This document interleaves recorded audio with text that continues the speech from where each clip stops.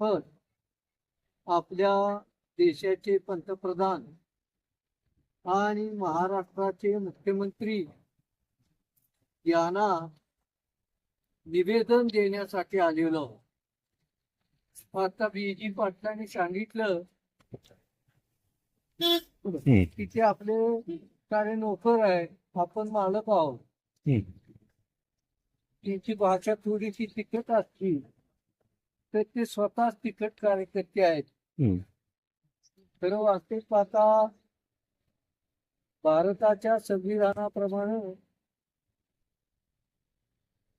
लोकशाही राज्य पद्धतीमध्ये राज्यकर्ते आणि प्रशासक हे सेवक असतात आणि जनता ही सार्वभौम.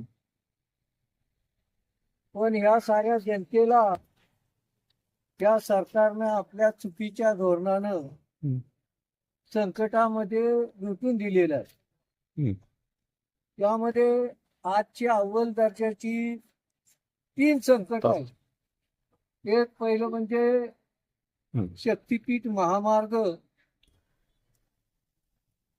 आणि दुसरं म्हणजे भारत आणि अमेरिका यांचा जो व्यापार करार झालेला आहे, त्या व्यापार करारामध्ये अनेक कष्टकऱ्यांच्या दृष्टीनं घातक तरतुदी समाविष्ट झालेल्या आहेत. आणि तिसरं महत्वाचं म्हणजे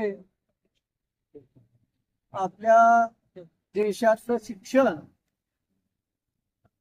या शिक्षणाची अवस्था अशी आहे की सरकारनं सर्व शाळा, प्राथमिक स्तरावरच्या सर्व शाळा बंद करायचा निर्णय घेतलेला आहे. त्यामध्ये आतापर्यंत देशभरात जवळजवळ 93,000 शाळा बंद झालेल्या आहेत आणि महाराष्ट्रामध्ये जवळजवळ 900 पर्यंत ती अल्पावधी कृती गेलेली आहे. 18,000 18,000वर गेलेली आहे. म्हणजे इतकी प्रचंड शाळा ह्या बंद करायच्या गोरगरिबांच्या साठीच्या, आणि तेवढ्याच शाळांना खाजगी परवानगी द्यायची, लुटायची. आज जरी त्याची तीव्रता वाटत नसली तर आणखी काही दिवसातच आपल्या ग्रामीण भागामधल्या सर्व थरातला विद्यार्थी हा शिक्षणाला भेटणार आहे. त्याचबरोबर आपणाला असं चित्र दिसेल, शिक्षणाचं खाजगीकरण तर आहेच, अभ्यासक्रमामध्ये आणि प्रशासनामध्ये धार्मिकीकरण आलेलं आहे. त्यामध्ये सरकारची हस्तक्षेप मोठ्या प्रमाणात वाढलेला आहे. याशिवाय आणखी एक अतिशय महत्वाची बाब म्हणजे राज्यकर्त्यांचं उच्च शिक्षणामध्ये भेदभावाचं धोरण अतिशय मोठ्या प्रमाणामध्ये चालू आहे. आणि जो अल्पसंख्याक आहेत, दलित आहेत, मुस्लिम आहेत, या लोकांचा छळ होणं, त्यांचा एवढा अन्याय करणं हे राजरोसपणे चाललेलं आहे. एका रोहित वेमुलानं आत्महत्या केली, त्याला करावी लागली. एक पडवी नावाची मेडिकलला मुलगी होती, तिला आत्महत्या करावी लागली. पण त्याच्या आया सुप्रीम कोर्टापर्यंत गेल्या. पण आता भांगलाय जाणारे आया सुप्रीम कोर्टापर्यंत कशा जायचं?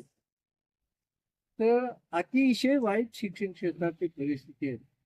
पण आपण आज या ठिकाणी आपल्या देशाच्या पंतप्रधानांना आणि मुख्यमंत्र्यांना निवेदन देण्यासाठी आलो आहोत की ही जी शक्तीपीठ महामार्ग आहे, हा महामार्ग तुम्ही रद्द करावा.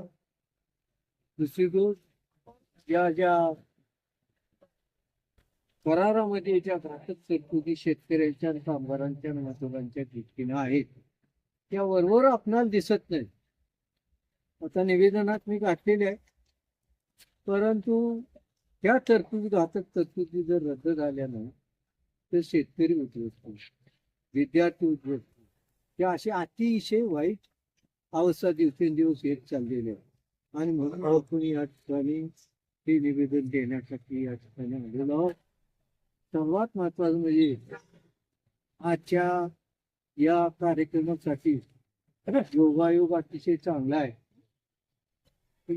आयुष्यभर जे शेतकरी चळवळीमध्ये लढत आलेले आहेत आणि याही वयामध्ये तरुणांना लाजवेला अशा घोषणा दिलेले आमचे बीजी काका पाटील, जे बळीराजा शेतकरी संघटनेचे पुढारी आहेत, अत्यंत कडवे नेते त्यांच्या नावे ओळखले जातात आणि ते आज या ठिकाणी आले.